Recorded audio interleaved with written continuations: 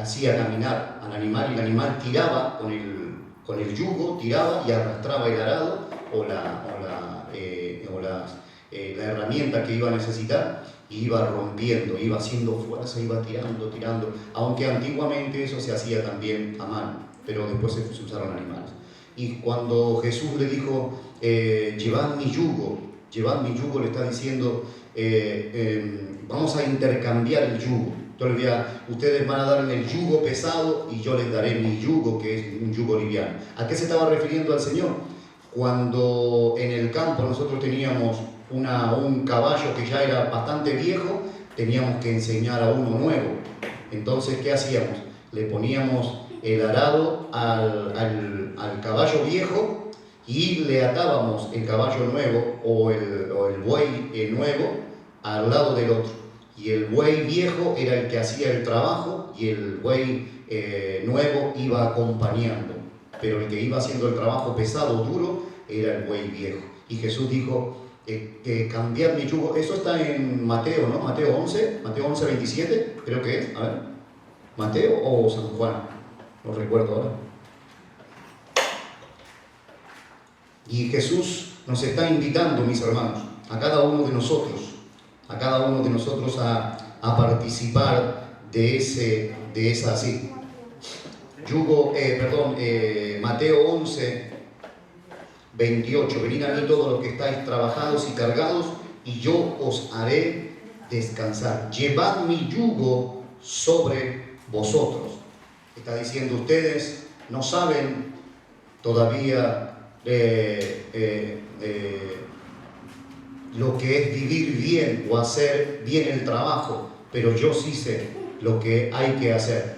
Y entonces le está diciendo, llevad mi yugo. Está diciendo, pónganse al lado mío, vengan a mi lado, caminen a mi lado, y yo les enseñaré a hacer el trabajo correctamente. Y hermanos, cuando venimos al Señor, ponle el 29, por favor, dice allí, cuando nosotros venimos al Señor, dice, llevad mi yugo sobre vosotros y aprended de mí. Miren lo que dice allí, aprended de mí. Necesitamos aprender del Señor Jesús a experimentar lo que es la vida verdadera. ¿Se acuerdan? El domingo fue, el tema del domingo fue desafiados a vivir. Desafiados a vivir. Luego rápidamente nos olvidamos. Pero hermano, tenga cuidado, porque el diablo le roba la palabra y se queda sin fruto. No va a poder dar fruto. Y usted dice, yo quiero servir, pero si no se acuerda lo que leyó, tengo que tener memoria y abrazar la palabra del Señor. Y Jesús le está diciendo allí, aprended de mí, que soy manso y humilde de corazón, y hallaréis, ¿qué? Descanso para vuestras almas. Entréguele la carga, el trabajo pesado al Señor. Aprenda a caminar al lado del Señor, diciendo, Señor, necesito que me ayudes con las dificultades, con los problemas. Vivimos en un mundo caído que los problemas aparecen constantemente, sin que usted los llame, aparecen. Siempre están apareciendo problemas. Los problemas del mañana están preparados para aparecer. Y yo debo aprender a caminar y andar con el Señor para que cuando tenga que enfrentarme a ese problema, no lo haga solo, no lo haga con mi propia sabiduría, no lo haga con mi propia fuerza, sino que lo pueda hacer con la gracia y la misericordia de Dios, la fuerza de Dios, la fuerza de Dios. Cuando dice allí, llevad mi yugo sobre vosotros, le está diciendo, yo puedo hacer el trabajo duro, yo puedo hacer lo que es imposible, y tú puedes caminar al lado mío, confiando en mi soberanía, confiando de que el Señor tiene el control de todas las cosas. ¿Cuántos dicen amén? Así que, mis hermanos, estemos orando y confiando en el Señor en esta noche, y pídale al Señor una palabra para que el Señor le alcance con su gracia y su bendición.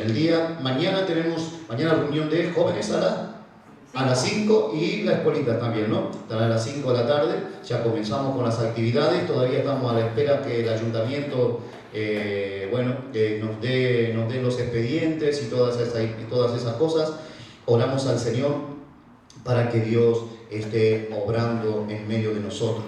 Mis hermanos, la semana que viene, seguiremos todavía una semana más, martes y jueves. ¿Cuántos se comprometen a ayunar el martes? A ver, levanten la mano del martes. Vale, los del martes. Y los del jueves son 2 días, ¿no? Al final, ¿sí? Vamos a ayunar desde la mañana hasta la tarde que vengamos a la reunión. En la noche, el martes a la noche y el jueves a la noche vamos a cerrar orando, vamos a cerrar el ayuno orando al Señor juntos.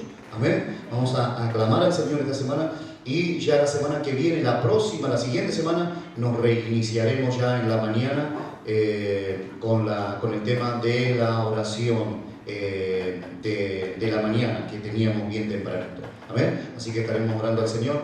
Y hermanos, les pido que estén orando al Señor porque vamos a definir algunas personas para intercesión y otras personas para evangelismo.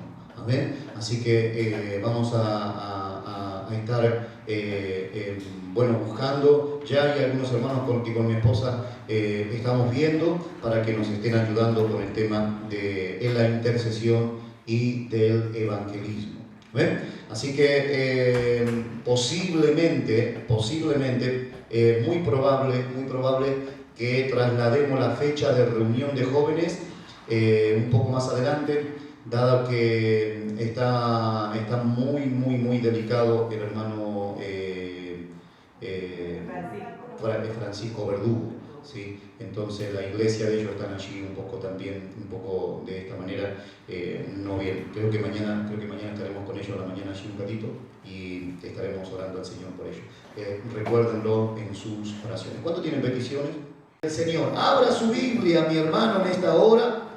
Vamos a ir en esta noche. Ya han pasado muchos viernes en el que nos quedamos un poquito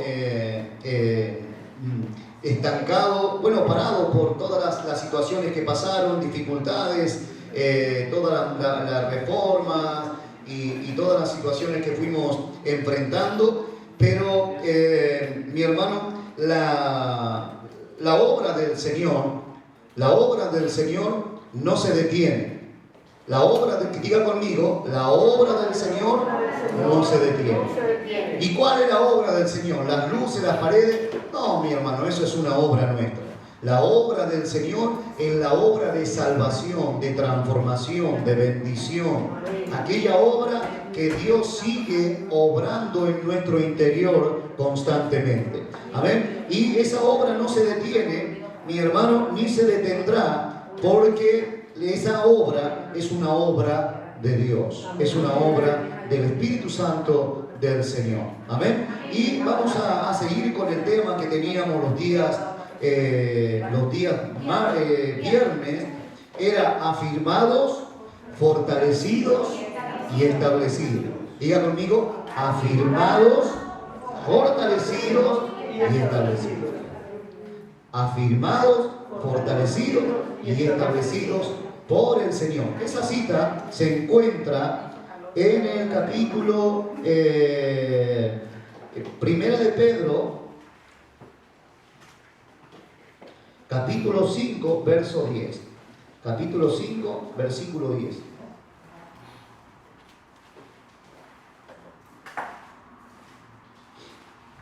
Capítulo 5, versículo 10. Dice allí la palabra del Señor.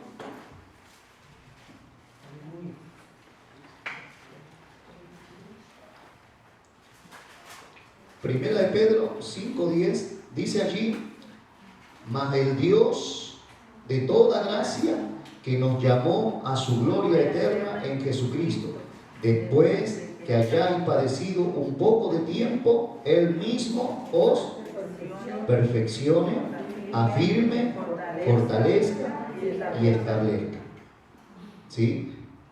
Dice allí una vez más, verso 10: mas el Dios de toda gracia, que nos llamó ¿a quién? A su gloria eterna.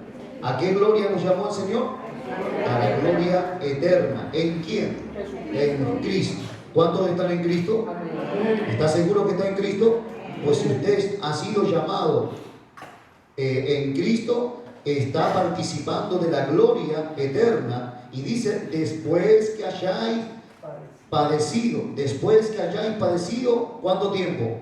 Un poco de tiempo, Él mismo, o sea, Cristo mismo, Dios mismo, os perfeccione, afirme, fortalezca y establezca. Estuvimos viendo la vida de nuestro amigo el apóstol Pedro. Bueno, seguiremos ahora, ¿sí? Aparte de los 4 evangelios y del libro de los Hechos, es poco lo que la Escritura dice acerca de la vida de Pedro. Hasta que llegamos a las 2 epístolas que hoy vamos a comenzar a leer. En Gálatas, capítulo 2, miren lo que dice Gálatas, capítulo 2, verso 9. El apóstol Pablo nos dice que Pedro era ¿qué cosa en la iglesia? Gálatas capítulo 2, verso 9.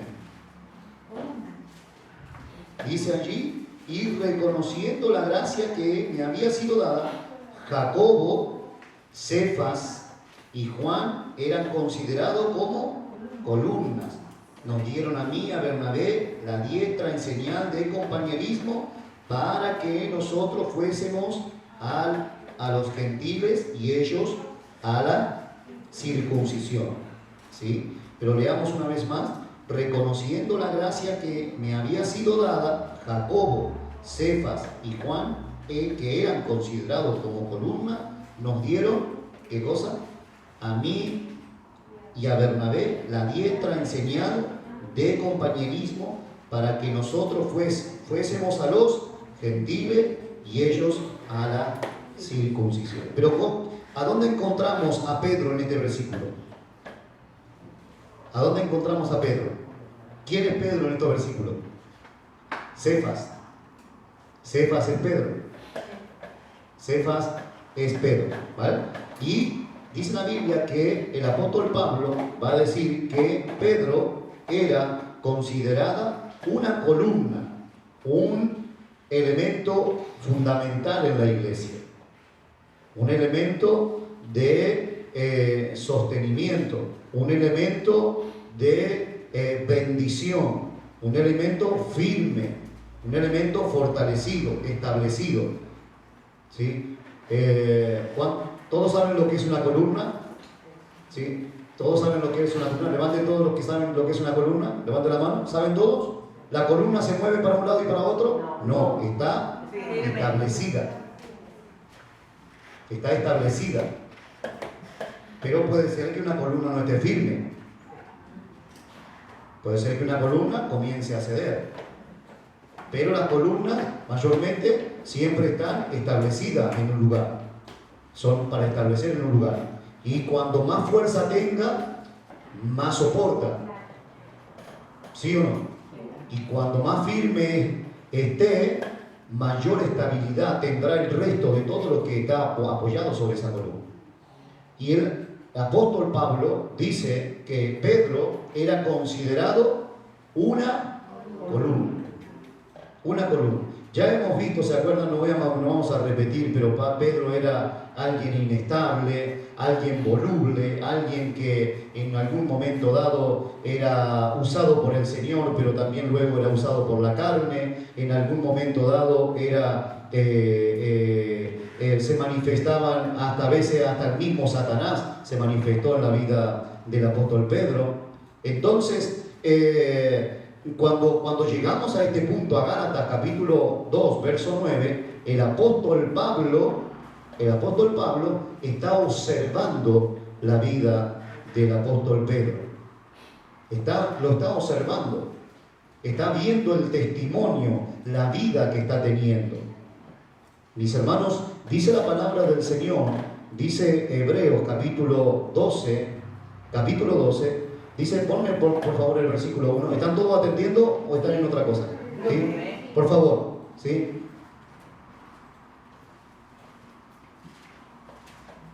Dice allí, por tanto nosotros también, teniendo en derredor nuestro tan grande nube de testigos. Hay espíritus, hay ángeles de parte de Dios, hay demonios de parte de Satanás, pero también hay un mundo que está observando nuestra conducta. El apóstol Pablo estaba observando la conducta, el andar del apóstol Pedro. Pedro en el pasado había pasado, mis hermanos, 3 años y medio con el Señor. 3 años y medio. Había pasado al lado de el Rey de Reyes, el Señor de Señores, había caminado con él. Sin embargo, la vida de Pedro parecía ser una persona, un novato, alguien que recién comenzaba a andar en el Señor, cada vez que se manifestaba. Pero cuando vino el Espíritu Santo de Dios, la vida de Pedro comenzó a tornarse en una vida madura, en una vida establecida, en una vida que manifestaba el resultado de toda la enseñanza que el Señor había invertido, todo el tiempo que el Señor había invertido en la vida de Pedro. Lo había perdonado, lo había ayudado, falló, lo sacó de pescador, y cuando falló, lo sacó de pescador, lo trajo, lo hizo compartir el ministerio, lo llevó a la transformación, aguantó todas sus habladurías. Cuando cayó del ministerio y niega a Jesucristo, ¿qué hace Pedro? Se vuelve nuevamente a la barca, al antiguo empleo que tenía. Sin embargo, el Señor, cuando le aparece a las mujeres en el día de la resurrección, le dice: y díganle a Pedro que yo voy delante de vosotros a Jerusalén. Porque en el corazón de Dios estaba el restaurar. Diga conmigo: en el corazón de Dios está siempre el restaurar. El restaurar. Y siempre está mirando. Y Dios sabe, mis hermanos, escuchen con atención, esto es importante, ¿eh? Dios sabe que hay otros que lo están observando a usted. Dios sabe que hay ángeles que están observando su vida, su andar. Dios sabe que también hay demonios que están observando su andar, su fe en el Señor, su comportamiento, su testimonio. Y dice la palabra del Señor, mis hermanos, dice en Apocalipsis, me parece que en el capítulo 12, ahora no recuerdo bien, que el diablo se presenta para acusar a los hermanos, porque él recibe información. Constantemente los demonios están recibiendo la información que ellos están adquiriendo al visitar y al merodear nuestra propia vida. Todos sabemos que Satanás no es omnipresente. Pero ¿cómo hace entonces para acusar a los escogidos de Dios? Porque recibe información. Recuerden que los demonios, en algún momento en el discipulado hemos aprendido que los demonios se comunican entre ellos, se trasladan información, son unidos. Y toda esa información pasa a la cabeza y el diablo se presenta con prueba. En el momento en que yo peco, el diablo se presenta con pruebas ante Dios y dice: tu siervo, 12:10, ¿no? Dice que él se presenta con prueba y me acusa. A ver, ponlo, Apocalipsis 12:10. Gracias, Luisino. Sabía que era el 12, pero no me acordaba del versículo. Dice allí: entonces oí una gran voz en el cielo que decía: ahora ha venido la salvación y el poder y el reino de nuestro Dios y la autoridad de su Cristo, porque ha sido lanzado fuera el acusador ¿de quién? De nuestros hermanos, el que los acusaba delante de nuestro Dios día y noche. ¿Qué hace el enemigo ahora? Tenemos delante del Padre, tenemos a Cristo, a la diestra del Padre, tenemos a Cristo que intercede por nosotros. Pero el diablo día y noche se presenta ¿para qué? para acusarte. Y mi hermano, quiero decirle algo. El diablo no es ningún tonto. Sabe que a Dios no le puede mentir. Y él usa un elemento para acusarnos. Usa la verdad. Cuando yo peco, él toma ese testimonio y lo presenta delante del Padre. Y si yo no me arrepiento en la tierra, trae las consecuencias, porque Dios es justo. ¿Cuántos creen que Dios es justo? Dios es justo y tiene que traer consecuencias por causa, para taparle la boca al enemigo, porque la Biblia dice que Dios no tendrá por inocente al que pisoteare la sangre de Jesucristo. Por eso es importante aprender lo que la Escritura dice y practicarlo. La palabra del Señor dice en 1 Juan capítulo 1, verso 9, si confesamos nuestros pecados, Dios es fiel y justo para perdonar nuestros pecados. ¿Cuántos pecados, cuántas veces tenemos que usar este versículo en nuestra vida? Todos los días. Todos los días. Confieso mis pecados. ¿Para qué? Para que el acusador no tenga motivo, ni tenga el camino o tenga la autoridad sobre mi propia vida. Cuando peco estoy siendo debilitado. Y mi hermano, el apóstol Pedro era observado por el apóstol Pablo. El apóstol Pablo estaba observando y ya habían tenido algunas dificultades en algún momento dado. Pero Pablo le reconoce a Pedro y le dice: Pedro es considerado columna, es considerado alguien firme, alguien establecido, alguien fuerte en el Evangelio. Y mis hermanos, es importante entender que también para nosotros también existe esa gran oportunidad, ser fortalecidos, ser fortalecidos y establecidos.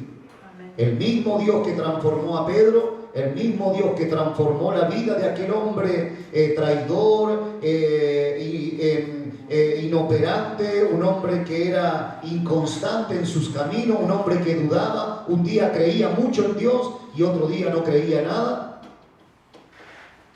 Dios fue capaz de transformar toda la vida, el interior del apóstol Pedro, y todavía quedaba por hacer, porque mi hermano, el apóstol Pedro va a reconocer que todavía quedaban cosas en su interior que necesitaban ser tratadas por la obra del Espíritu Santo de Dios.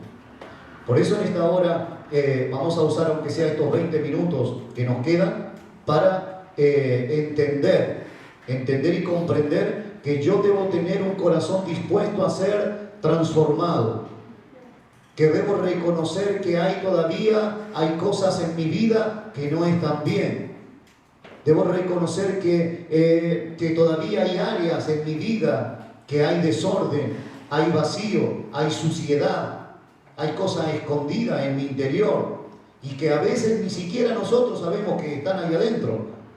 Pero cuando yo me dispongo a ser tratado por el Señor, Dios, como el mejor cirujano del universo, Él comienza con el bisturí de la palabra, a trabajar en nuestro interior y comienza a descubrir todas aquellas áreas que necesitamos ser tratados. ¿Cuántos dicen amén? Amén. ¿Sí? En el capítulo 2 de Gálatas, Pablo testifica que fue hasta que tuvo lugar el concilio de Jerusalén, más o menos 17 años después de la conversión de Pedro, que él fue presentado por primera vez a los 12 apóstoles, aunque ya había conocido a Pedro hacía 14 años y pasado 15 días con él en Jerusalén. Esos 15 días debieron ser muy especiales tanto para el apóstol Pedro como para Pablo. Pablo había sido visitado por el Señor Jesucristo, resucitado hacía varios años, y acababa de regresar del desierto árabe. Pedro había estado con Cristo durante su ministerio terrenal, por lo que habíamos dicho, unos 3 años y meses. Y ahora Pablo, que había estado con Cristo resucitado por 3 años, recibiendo la revelación del Evangelio, se encuentra en el concilio. Y eso pasó aproximadamente unos 37 años después del día del Pentecostés. En Primera de Pedro, capítulo 9, veamos una acotación allí. En Primera de Pedro, capítulo 9,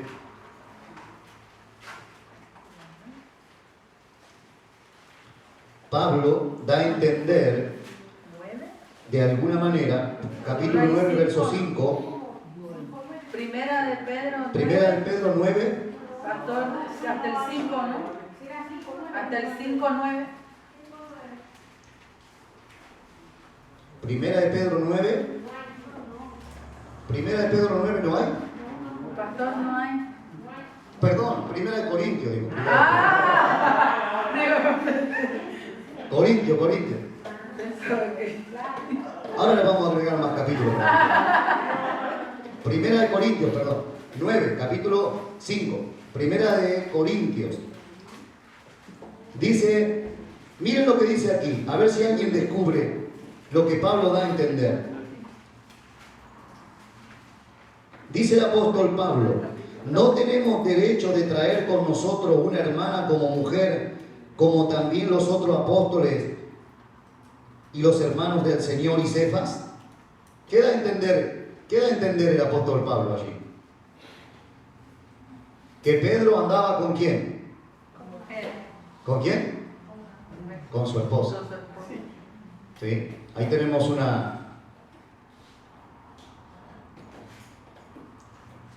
Y que también lo hacían los otros apóstoles.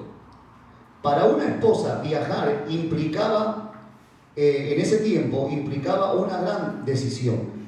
Pedro también era un ministro visitante en la iglesia de Corinto, y ciertos segmentos de la iglesia preferían su estilo de ministrar al de Pablo o el de Apolos.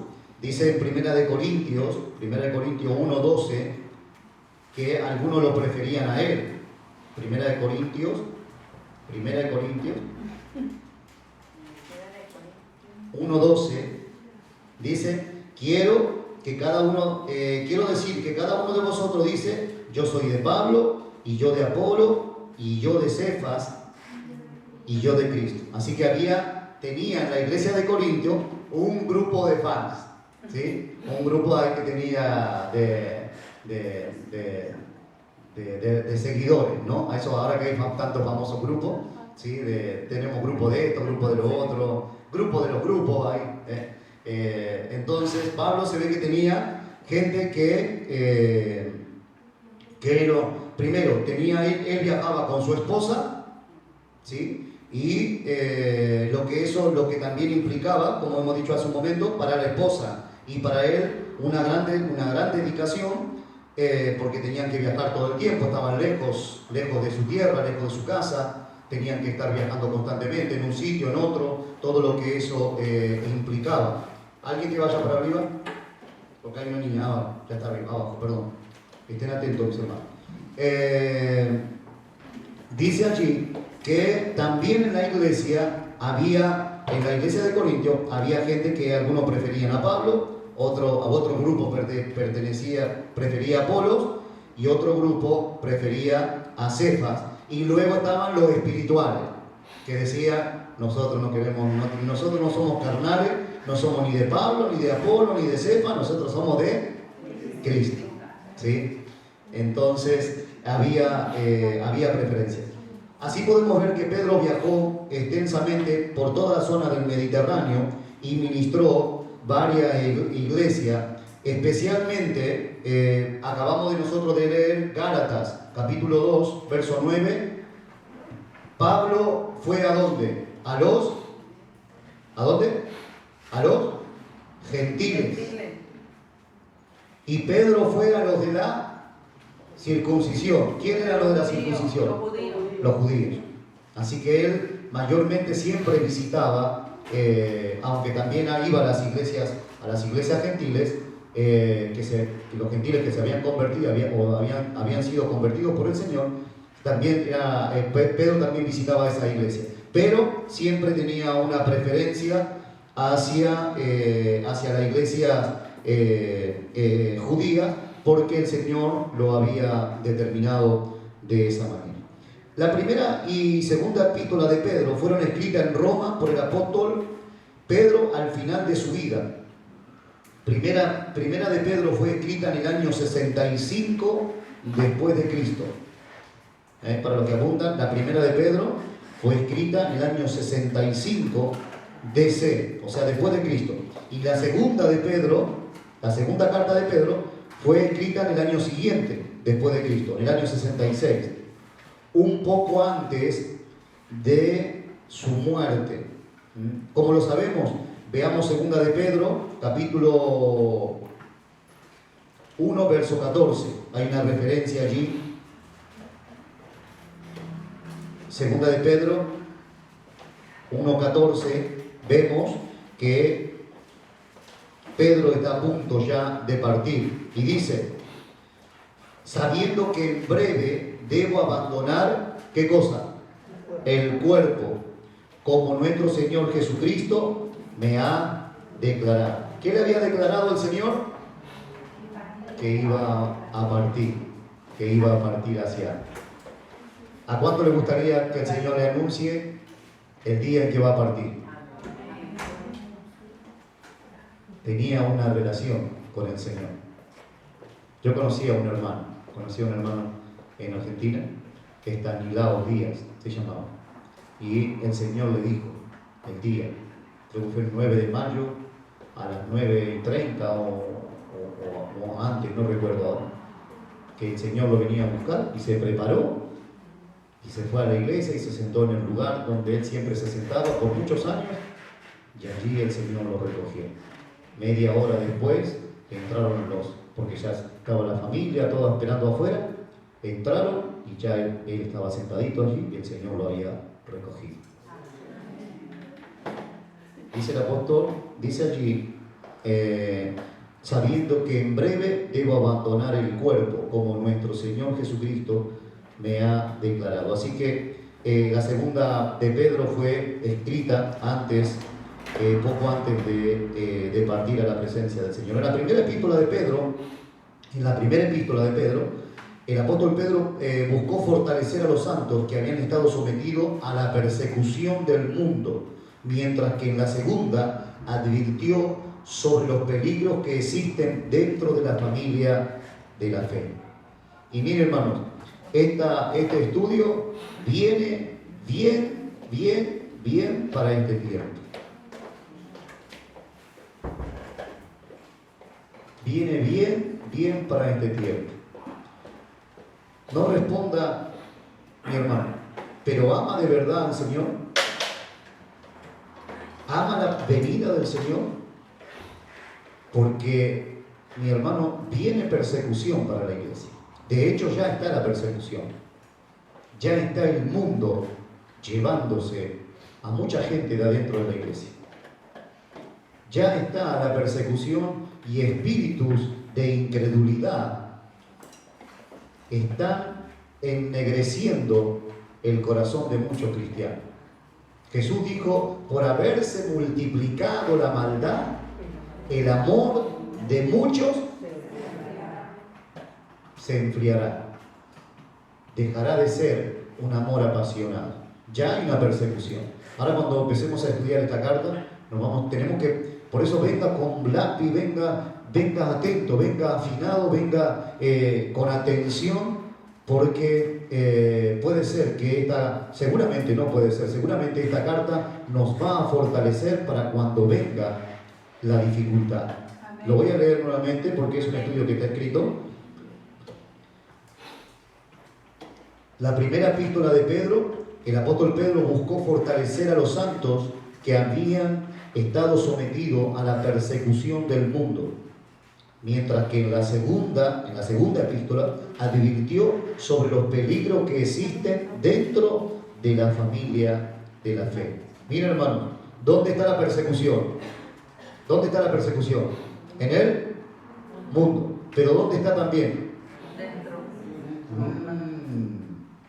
Peligro, dijo el apóstol Pablo, peligro entre falsos hermanos. Así dice en Corintios.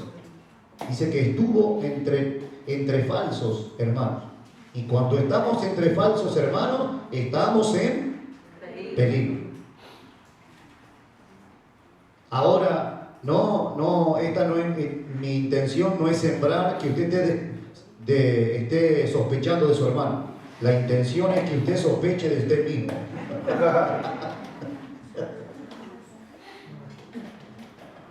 Porque no hay hombre más peligroso, mujer más peligrosa que nosotros mismos.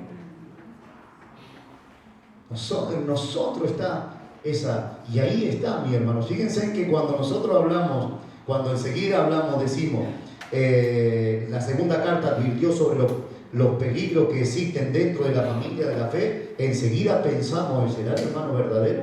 ¿Será o no será? Pero sacamos la vista, la atención de lo que verdaderamente importa. ¿Por qué? Porque en nosotros, somos nosotros los que tenemos que estar interesados en no ser peligroso para mi hermano. Jesús dijo, ¡ay de aquel que sea piedra de tropiezo para otro! ¡Ay! Es importante que nosotros seamos personas que vamos a bendecir. Voy a trabajar de tal manera en mi vida que mi vida se convertirá no en un elemento de tropiezo, no en un elemento de mal testimonio para otro, sino en un elemento de bendición. El apóstol Pedro sabía, mi hermano, él sabía en carne propia lo que era ser un elemento de tropiezo. Él sabía lo que era dar un mal testimonio de Cristo. En lugar, cuando en el Getsemaní, ¿se acuerdan? En lugar de esperar que sucediera lo que ya estaba determinado, él saca la espada y le corta la oreja. Y dijimos que eso simbolizaba, en ese momento, cuando estuvimos aprendiendo sobre eso, dijimos que eso era, la oreja simboliza el elemento por donde una persona puede oír. Y en este caso tiene que oír la palabra de Dios, pero mi mal testimonio le cortó la oreja y ya no puede escuchar. Un mal testimonio nuestro puede arrancar a la persona y llevarla, hermano, dirigirla al infierno. Un mal testimonio de nosotros. Y creo, mi hermano, que cada uno de nosotros, todos hemos sido en algún momento dado como Pedro, que saca la espada y le corta a otro la posibilidad de escuchar el Evangelio. Yo no sé usted, pero yo he sido eso. Y tengo que trabajar para no ser un cortador de orejas, no ser una piedra de tropiezo para otros. Una palabra, un gesto, una conversación, una acción, mi hermano, puede tener una fuerte influencia positiva o negativa en las personas que nos rodean. Entonces debemos cuidarnos, no se debe descuidar. Nosotros no debemos descuidarnos. ¿Cuántos dicen amén? Y, mi hermano, ambas epístolas, la primera carta y la segunda carta, revelan mucho acerca de Pedro. Él las escribió basándose en experiencia que el Espíritu del Señor forjó en su corazón. Los asuntos que mencionas son propiamente las áreas de la vida que él halló, en las que él halló una clave para la victoria personal. Aunque los cristianos estaban siendo afligidos desde muchos frentes, desde muchos lugares, estaban siendo perseguidos, Pedro les aconsejó comprobar si su sufrimiento provenía de la causa correcta. Esto es porque en sus comienzos Pedro le había dado entrada a su vida a tentaciones y presiones innecesarias. Muchas de las presiones que soportamos las provocamos nosotros mismos. Vamos a ver algunas de ellas, simplemente para el viernes que viene repasarlas nuevamente. Observe la cantidad de veces Pedro menciona el asunto. Veamos primera de Pedro, capítulo 2.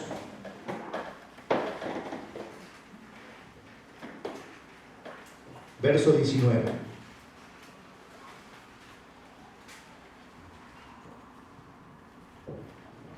Dice allí: porque esto merece aprobación si alguno a causa de la conciencia delante de Dios sufre molestias padeciendo injustamente. Mire qué dice aquí: porque esto merece aprobación si alguno a causa de la conciencia delante de Dios sufre molestia padeciendo injustamente. Verso 20. Pues, ¿qué gloria es si pecando sois abofeteados y lo soportáis?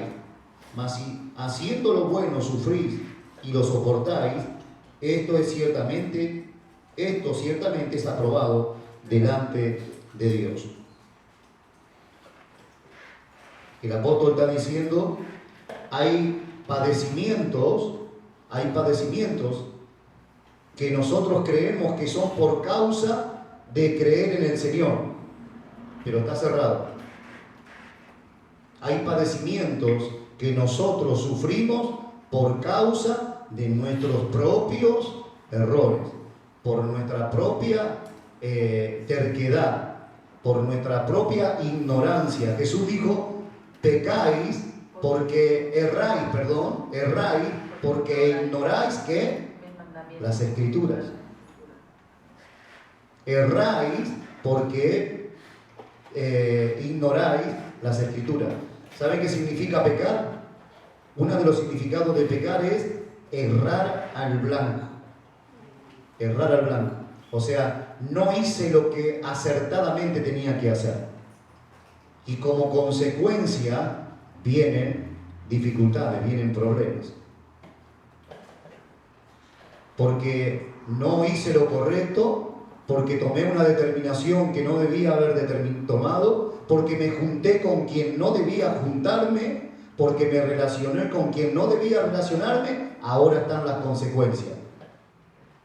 Y eso no puede ser tomado como una prueba de parte de Dios.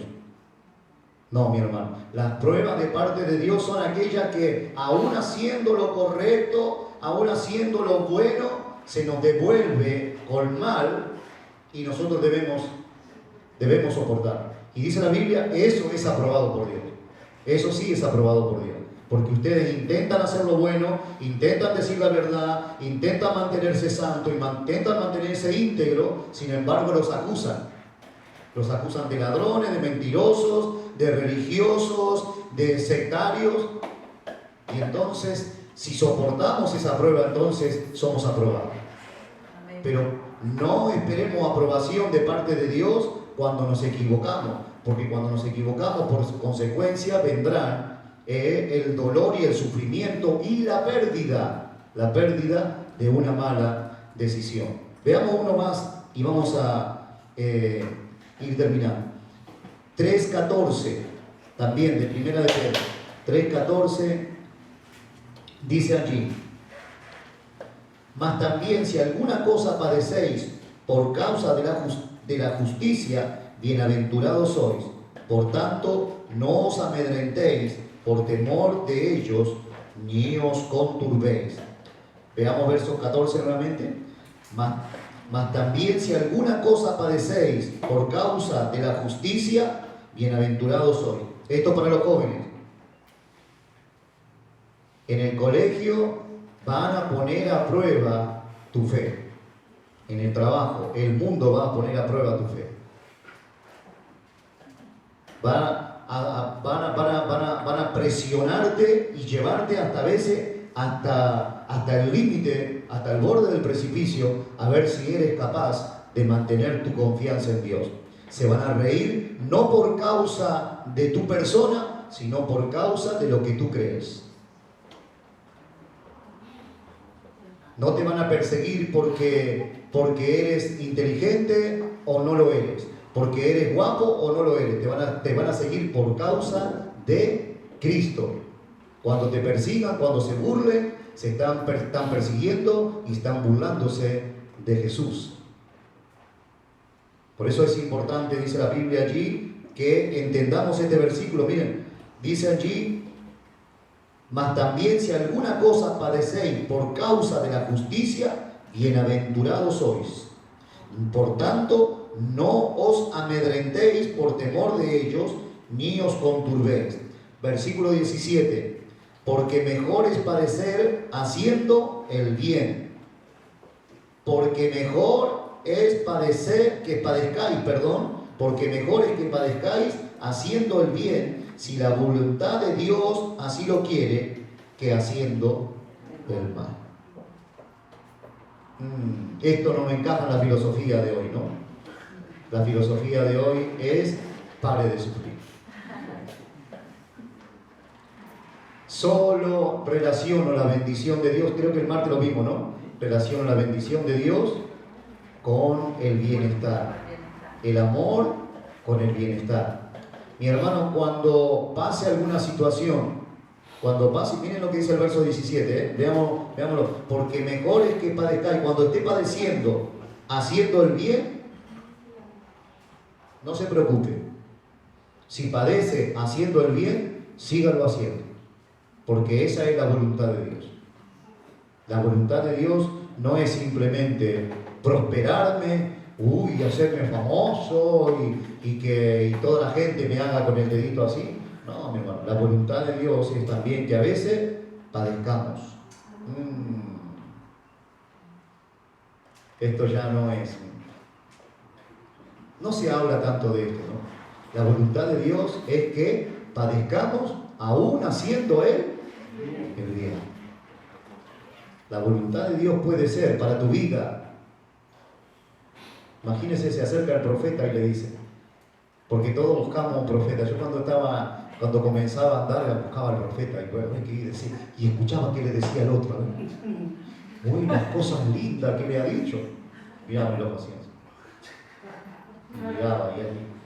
Y miraba a ver por dónde andaba y se alejaba, y entonces ¿qué hacía yo? Me iba acercando por así, permiso, iba acercándome para poner que me pusiera la mano. Entonces se acerca el profeta y le dice: vas a padecer. Esa es la voluntad de Dios. Te reprendo, Satanás. A nadie le gusta. Pero la Biblia, vamos a tener que arrancar este versículo, si no. Dice allí, verso 17, porque mejor es que padezcáis haciendo el bien, si la voluntad de Dios así lo quiere, que haciendo el mal. Vamos rápido. 4:15. Así que ninguno de vosotros padezca como homicida, o ladrón, o malhechor, o por entrometerse en lo ajeno. Le dio a los chismosos. Dijo el hermano Sala, Darío Sala, dijo: a los chismosos habría que colgarlo de la lengua, y a los que le escuchan los chismes, colgarlo de la oreja.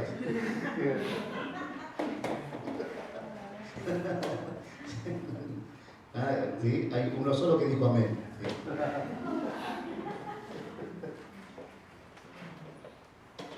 ¿Qué verso estábamos? 15.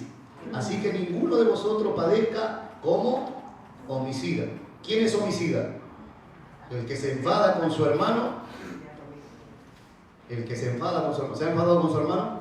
¿Cuántas veces lo ha matado?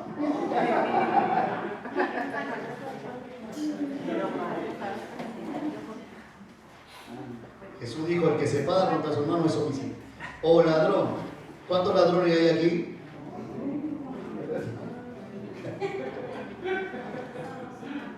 Todos deberíamos decir amén. ¿Cuánto tiempo le hemos robado al Señor hoy? Dice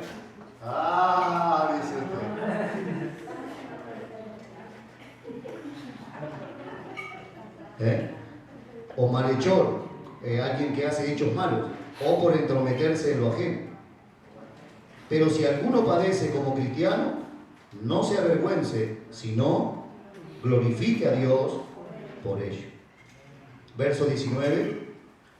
De modo que los que padecen según la voluntad de Dios encomienden, de modo que los que padecen según la voluntad de Dios encomienden sus almas al fiel Creador y hagan el bien.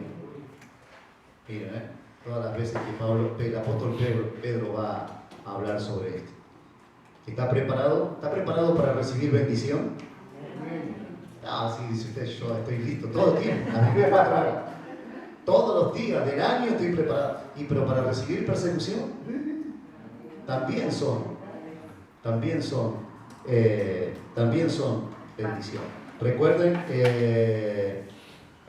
hoy se me fue el nombre de la película, Tierra de qué, no recuerdo, Tierra de Penumbra, la película. De un hombre, un escritor, César Lewis, un escritor cristiano que se convirtió a los 40 y pico de años, 41 creo, y era un hombre pagano, absolutamente ateo, y el Señor lo trae al Evangelio y se convierte. Él va a escribir las crónicas de Narnia. Y películas que se las recomiendo, creo que son 3, ¿no? Son 3 me parece. Películas que hay que ver con los chicos y hay que entenderlas desde el punto de vista bíblico y espiritual. Y César Lewis dice, mi hermano, que él, según él cree, el hombre no fue creado para ser feliz. El hombre fue creado para ser perfecto. Y que los golpes de la vida, las persecuciones, los dolores, las situaciones difíciles son como el martillo y el cincel de Dios, forjando el carácter de Cristo en nosotros. Así que prepárese para padecer, prepárese. Es mejor estar preparado que no estar.